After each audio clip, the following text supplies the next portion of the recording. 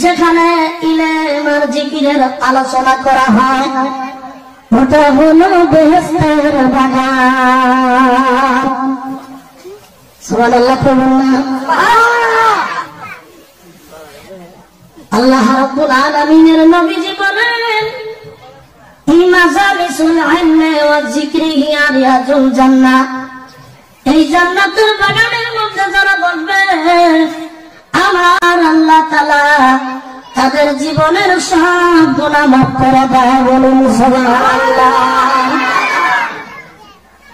আমার বন্ধুগণ, এমন একটা মহৎ মাহফিলে বসছে, এই মাহফিলের মধ্যে যদি সামান্য সময় বসে থাকা যায়, আমার ঘরের সামনে সবকদরা রাত্রিতে যদি দাঁড়ায় দাঁড়ায় নামাজ পড়া যায়, যত নেকি হবে তার চাইতে বেশি নেকি তোমার আমার আমল নামায় আল্লাহ তাআলা দিয়া দেয়। আমার বন্ধুগণ, রব্বুল আলামিন আমাদেরকে এত ভালোবাসে, আমার আল্লাহ চায় না আমার বান্দাগুলো জাহান্নামের ভিতরে যায়। আর জাহান্নাম বড় আগুন, জাহান্নাম বড় কঠিন আগুন, জাহান্নামের ভিতরে মানুষ কোনোদিন টিকতে পারে না, দেখতে পারে না। আমার বন্ধুগণ, এই যে কয়েকদিন আগে মসজিদের পাশের বাড়ির একজন মানুষ আমাদের এখান থেকে ইন্তেকাল হয়ে গেছে কিনা বন্ধুগণ? গেছে না নাই কথাগণ? কয়েকদিন আগে মসজিদের পাশের থেকে একটা মানুষ মারা গেছে। আহারে দেখো, ওই মানুষটারে দেখলে এখনো মনে হয় চোখের মধ্যে আসতেছে। আরে বাজারে ঘাটে বন্দরে শহরে আজকে যদি পয়সা থাকতো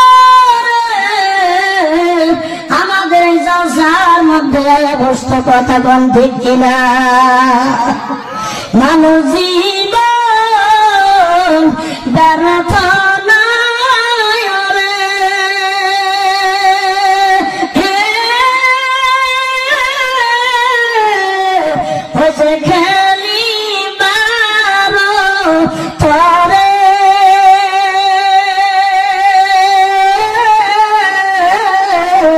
মহান উদ্দেশ্য আছে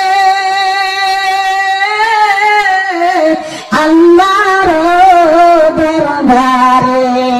আল্লাহুম্মা সাল্লি আলা সাইয়্যিদিনা মাওলানা মুহাম্মাদ ওয়া আলা আলি সাইয়্যিদিনা মাওলানা